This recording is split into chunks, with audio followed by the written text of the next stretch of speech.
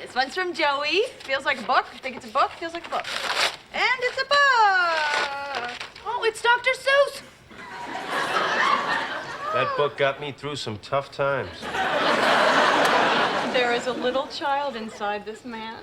Yes, the doctors say if they remove it, he'll die. Friends might have been a hit in the 90s, but it's not so popular with the new generation. Some people are saying it's not diverse enough and that some of the jokes are offensive. But is it fair to judge a show from 20 years ago by today's standards? Blair forgot her glasses. And she's gonna really be needing these to keep an eye on that boyfriend, who, from what I hear, needs to keep his stapler in his desk drawer, if you know what I'm talking about. Friends, the iconic sitcom that ran from 1994 to 2004 and made household names out of its 6 stars. Even now, years after its final episode aired, the show remains a fan favorite. The star of the hit show, Jennifer Aniston, told Variety that comedy is getting harder these days. In the interview, she said that the changing times and sensitivities have led to a different perspective on the show. Younger viewers who are discovering the show are calling out certain aspects that they find offensive. But wait, we can't even make fun of ourselves anymore without someone getting their feelings hurt? Back in the day, we could joke about certain things and teach people a lesson at the same time. But now it's like we have to be careful about every little thing we say. I met Monica when we were just a couple of 6-year-olds, and I became friends with Chandler when he was 25, although he seemed like a 6-year-old.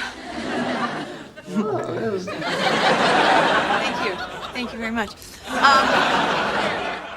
Comedy is all about poking fun at life and ourselves, but it's like we're walking on eggshells these days. Is there anything we can joke about anymore?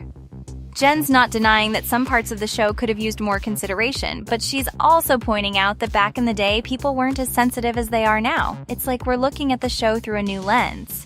Jen Aniston's not the only one who's worried about woke culture stifling creativity. Comedians like Chris Rock and Dave Chappelle have been speaking out too. They're saying that we're getting too sensitive and that it's affecting what we're allowed to joke about. Yes, their opinions are controversial. Some people love them for speaking their minds, while others think they're being insensitive. Both comedians have faced backlash for their jokes and for questioning the concept of wokeness. We love Friends for its witty banter, memorable moments, and lovable characters. But there's no denying that the show has faced some criticism over the years. Some viewers are now calling out the show's lack of diversity, with most of the main characters being white and very few appearances by people of color. And it's not just about the cast. Certain jokes have also been scrutinized for being insensitive to the LGBTQ+ community. What might have been acceptable humor 20 years ago is now being seen in a different light. Doesn't matter. But I just want to say happy 25th anniversary. That's Thank coming you. up. Your Nice. role. Long time, man. Rachel was so important to us. Rachel means a lot to the I've world. always been curious about her storyline. What was the most important, meaningful story that she did that was important to you? I would probably say having a kid. Right? On her own. That was, I think, a real moment for her. Yeah. It's never easy to admit when we're wrong, but Marta Kaufman, one of the co-creators of Friends, has done just that. In a recent interview with the Los Angeles Times, she expressed regret over the show's lack of diversity and admitted that she's embarrassed for not being more aware of the issue 25 years ago. But Marta isn't just talking the talk, she's walking the walk. In a gesture of commitment to change, she's donated a whopping $4 million to establish a professorship program at Brandeis University.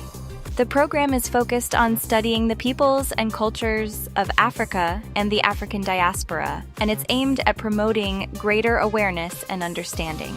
So has woke culture gone too far? And are we sacrificing creativity in the name of sensitivity? It's a debate that's been raging on for years. And as society continues to evolve, the conversation only gets more complex. We want to hear from you. Where do you stand on this issue? Are we being too sensitive, or is it time to update our sense of humor? Do comedians have a responsibility to be more mindful of their jokes, or should we be able to laugh at anything?